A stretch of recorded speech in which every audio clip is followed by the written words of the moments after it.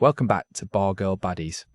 Today's story comes from a man we'll call Robert, a 58-year-old from Vancouver, Canada, who thought he'd found his golden years paradise in Chiang Mai. He was recently divorced, financially comfortable from selling his logistics business, and tired of the rain and the loneliness.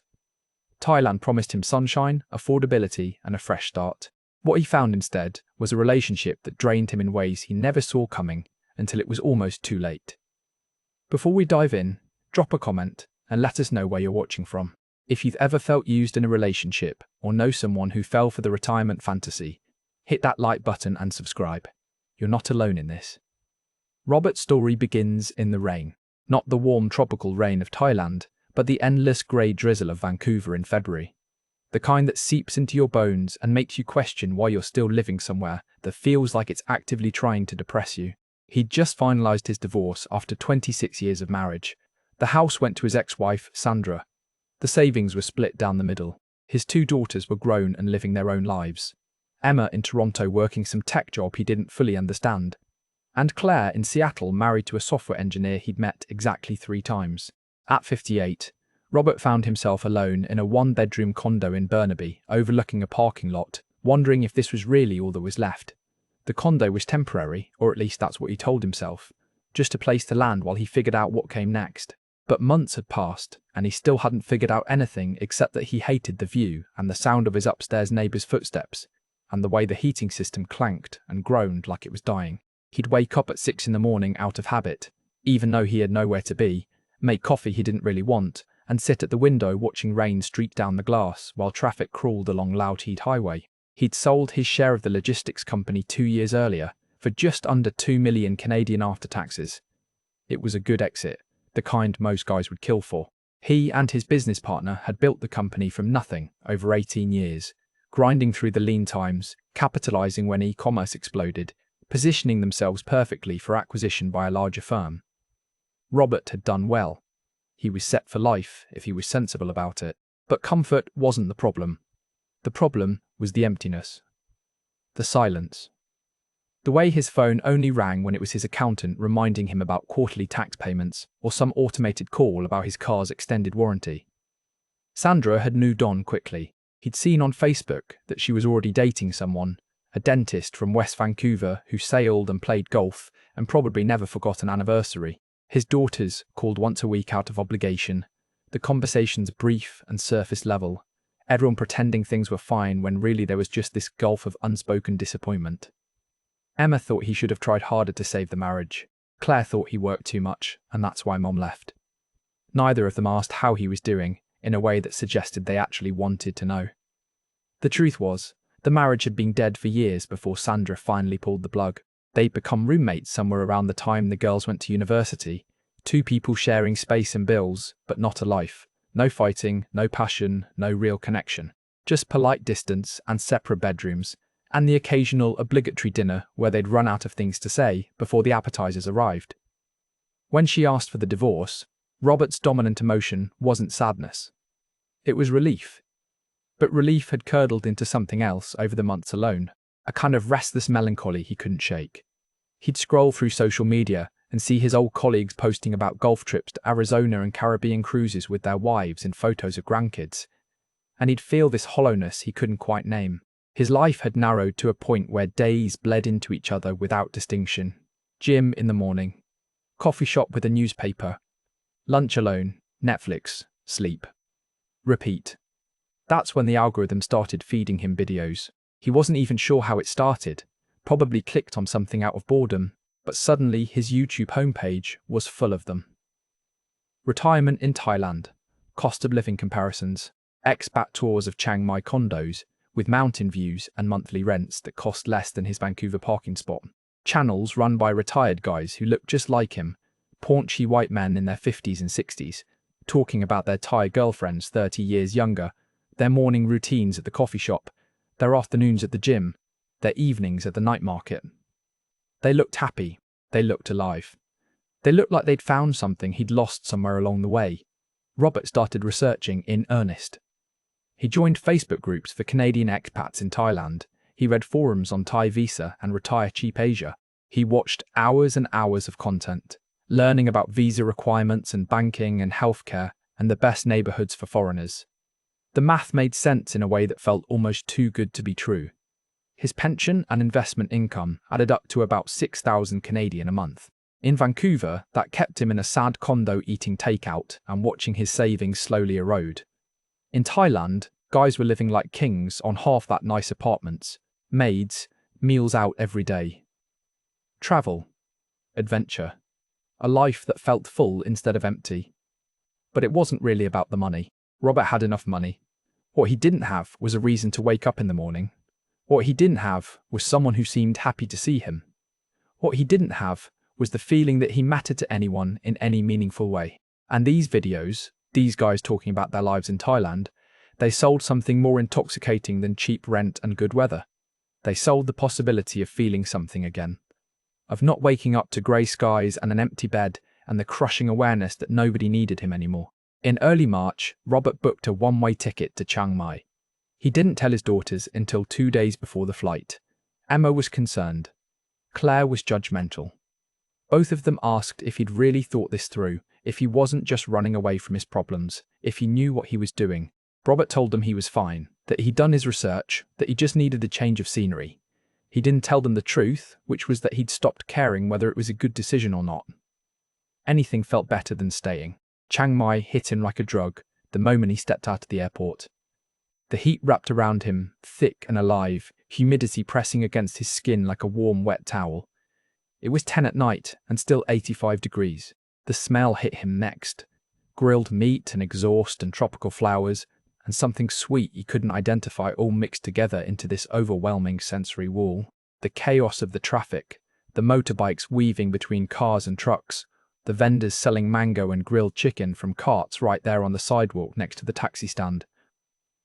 It was overwhelming and intoxicating, and exactly what he needed. He felt a weight for the first time in years.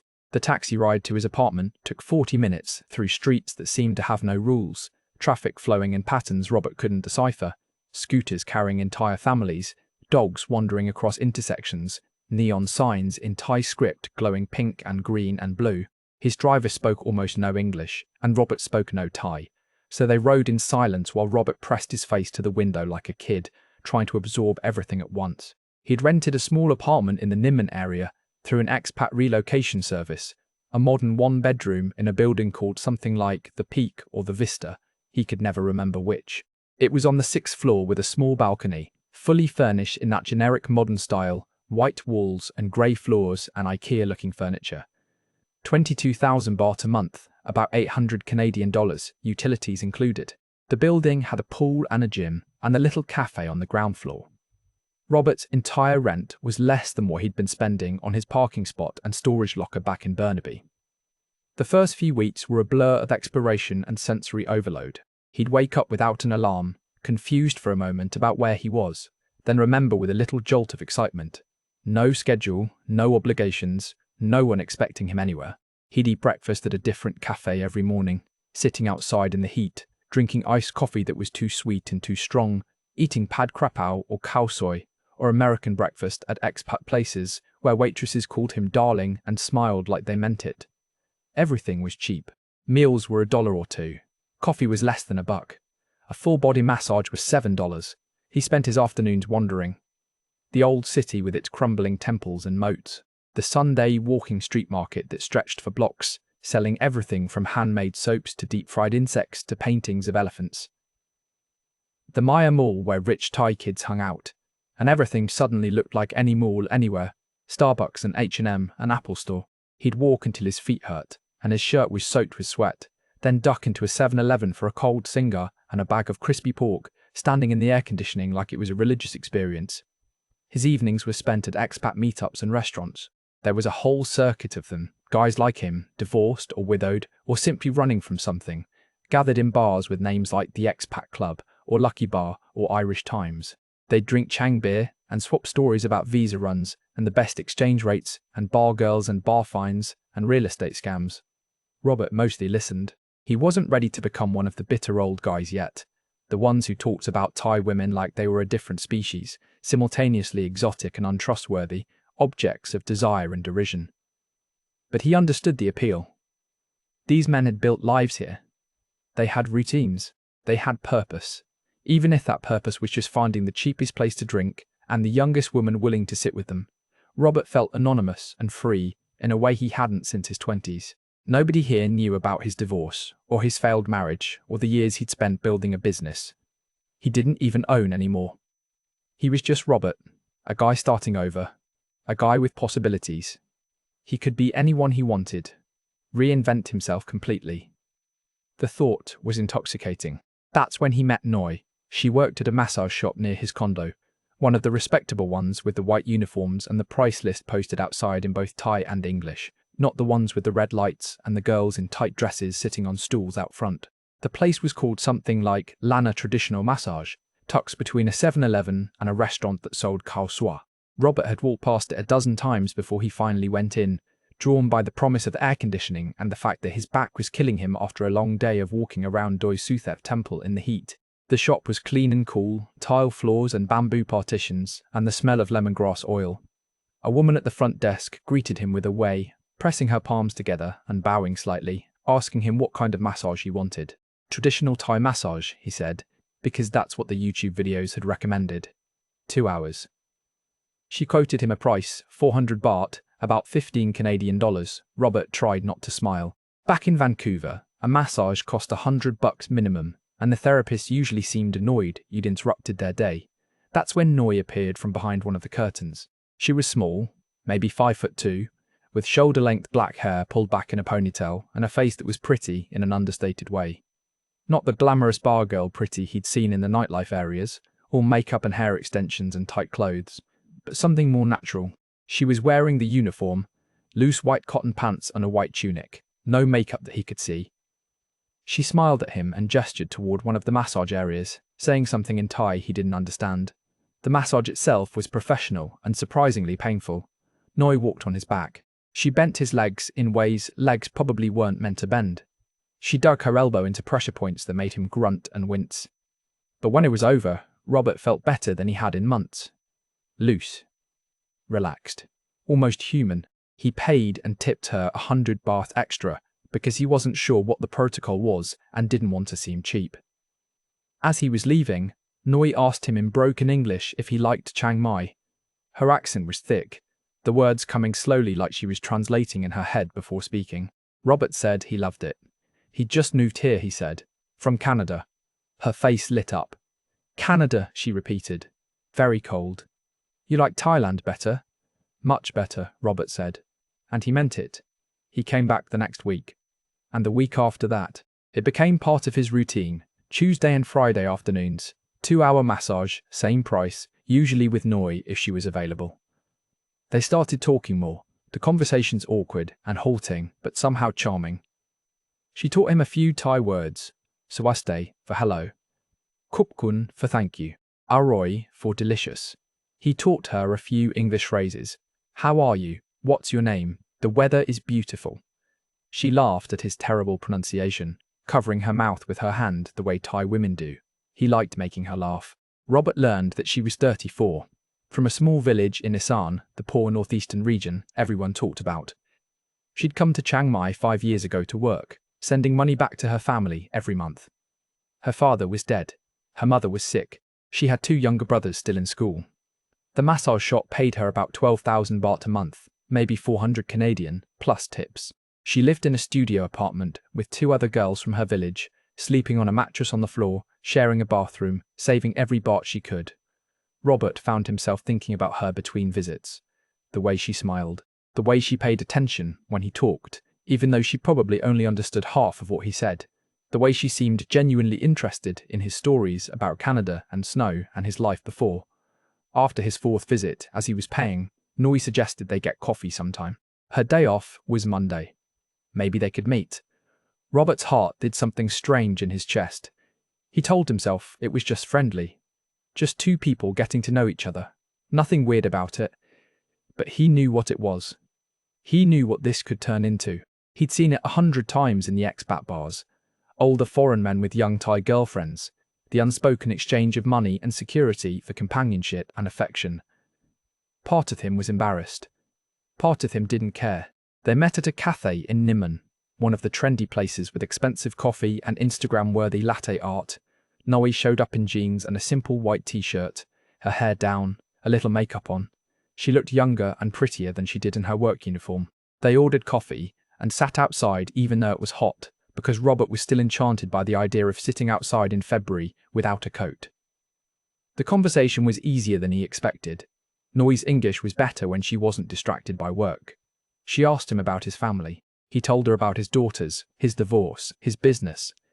He found himself being more honest than he'd been with anyone in months. Maybe it was the language barrier that made it easier. Maybe it was because she didn't know him well enough to judge. Noi told him about her village, about growing up poor, about rice farming and water buffalo, and relatives who'd never left Isan in their entire lives. She told him about coming to Chiang Mai with nothing, sleeping in a hostel for 200 baht a night, until she found work and roommates. She told him about her dreams of opening her own business someday, maybe a small restaurant or a beauty salon, something that would give her stability and respect. Robert found himself moved by her story. She was a survivor. She built a life from nothing. She had goals and ambition. It made his own problems seem trivial and self-indulgent. Coffee turned into lunch. Lunch turned into walking around the old city.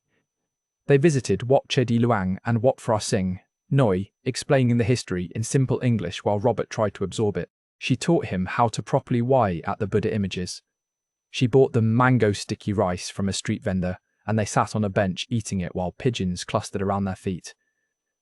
Robert couldn't remember the last time he'd felt this present, this engaged with another person. When they said goodbye that evening, Noi hugged him. It was brief and innocent, but Robert felt it everywhere.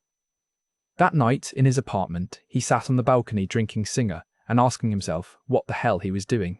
She was 24 years younger than him. They came from completely different worlds. There was obviously a power imbalance, economic and cultural. He knew how this looked. He knew what people would think. But he also knew he hadn't felt this good in years. They started seeing each other regularly. Coffee dates turned into dinner dates. Noi showed him parts of Chiang Mai tourists never saw. Local markets and neighbourhood temples and food stalls where everything cost 20 baht and nobody spoke English.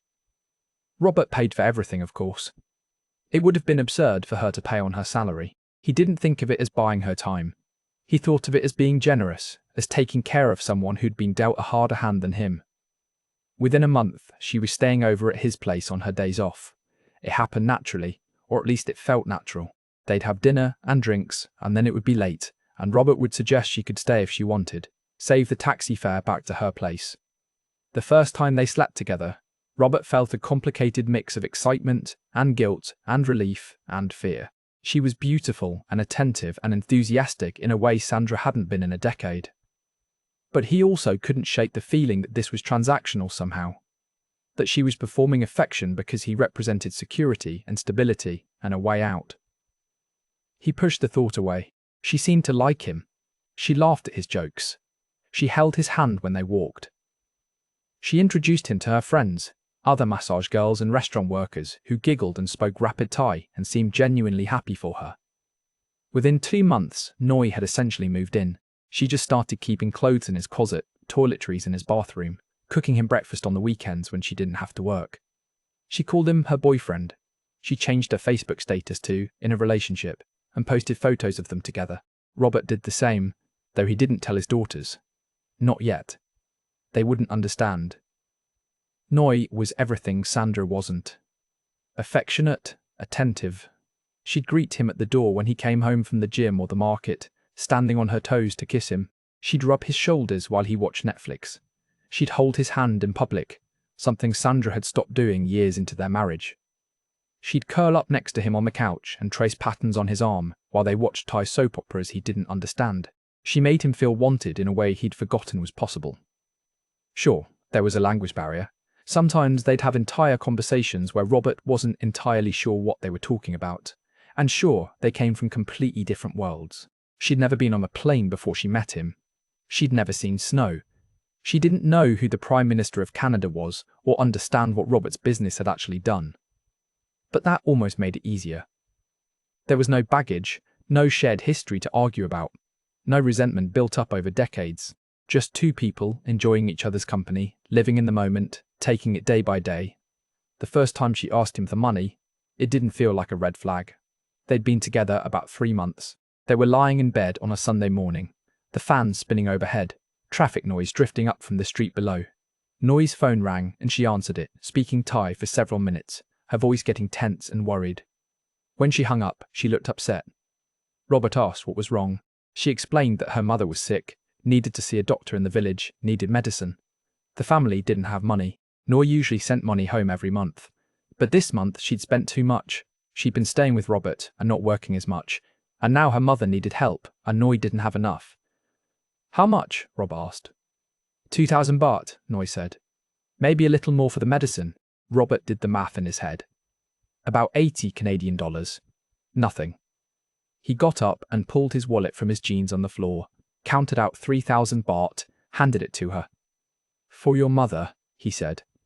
And a little extra. Noi's eyes filled with tears. She hugged him hard, pressing her face into his chest, saying thank you over and over in both Thai and English. Robert felt good. He felt needed. He felt like he was doing something that mattered. He gave her the money without hesitation. He had money. She didn't. It felt good to help. It felt good to be needed. This was what partners did. They helped each other. They took care of each other. It was normal. It was fine. But if only he'd known that 2,000 baht was just the opening bid.